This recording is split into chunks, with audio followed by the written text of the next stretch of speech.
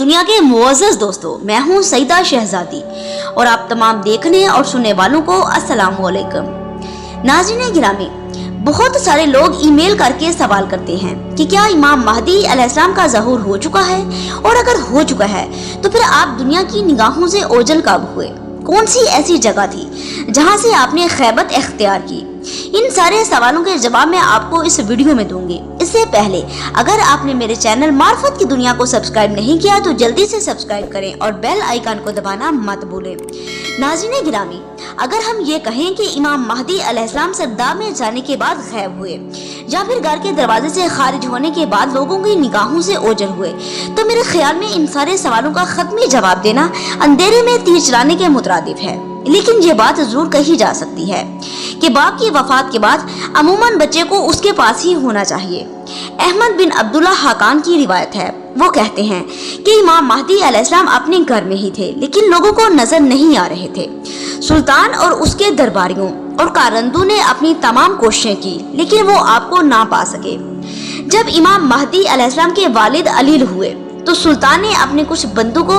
بستر علالت پر امام حسن عسکری علیہ السلام کی خدمت میں بھیجا تاکہ یہ پتہ چلے کہ یہ لوگ تیمارداری کے لیے آئے ہیں، لیکن در حقیقت وہ امام مہدی علیہ السلام کے بارے میں جاننا چاہتا تھا، کیونکہ عموماً کمسن بچے یا تو پھر اپنے والدین کی آغوش میں رہتے ہیں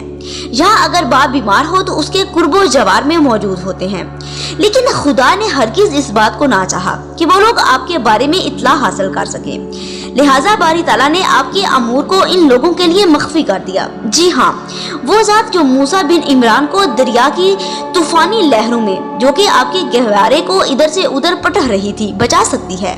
یہاں تک کہ آپ فیرون کے گھر میں شیر ہوارکی کے ایام گزارے، وہی ذات اس قابل ہے کہ ہمارے مولا امام مہدی علیہ السلام کو خود ان کے اپنے گھر میں دشمنوں سے محفوظ رکھے۔